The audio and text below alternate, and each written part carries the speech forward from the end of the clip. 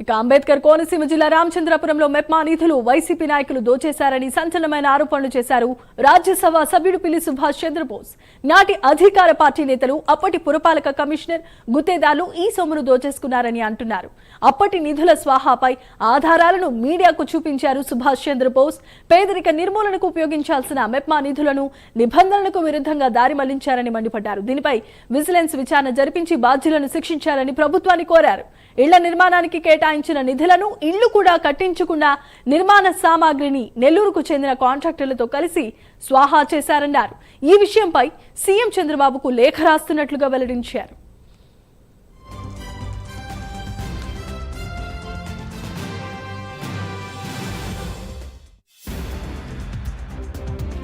రామచంద్రపురం పట్టణానికి సంబంధించి ఇక్కడ ఒక కాంట్రాక్టర్ని చూపించి వెళ్ళు, ఆ కాంట్రాక్టర్ కొంత డబ్బులు ఇస్తే ఇల్లంతా అతను కట్టేసి ఇస్తాడని చెప్పి మెప్మా ద్వారా కొంత రుణాలు తీసుకుని అదే కాంట్రాక్టర్లకు ఇచ్చి ఎంత వసూలు చేశారంటే దాదాపుగా 1,22,93,000 ఈ 1,22,93,000 ఎవరెవరికి ఇచ్చారంటే బి వెంకటరమణ కాంట్రాక్టర్,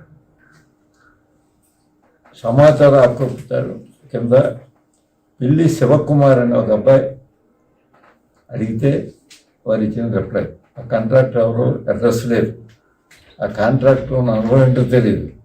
అతనికి 86,63,000 రూపాయలు ఇచ్చారు.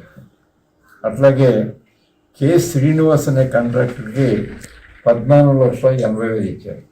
దీనికి అంతకీ కారణం ఎవరంటే, రింగ్ లీడర్ ఎవరంటే Shri K Srikanth Reddy, who was worked as municipal commissioner. ఎవరు పేదరికాన్ని ఎరాడికేట్ చేయమని మెప్మా పని, మరింత పేదవాళ్ళంతగా తయారు చేయమని ఈ డ్యూటీ. వాళ్ళు చాలా క్లియర్ ఇన్స్ట్రక్షన్స్ ఉన్నాయి. అవసరమైతే గృహిణుడు సెల్ఫ్ హెల్ప్ గ్రూప్స్ ద్వారా తయారు చేసే వస్తువులకి ఇంకా నాణ్యత లేకపోతే వాళ్ళకి స్కిల్ డెవలప్మెంట్ పెట్టి స్కిల్ మాస్టర్స్గా తయారు చేయవలసిన పూచి మెప్మా.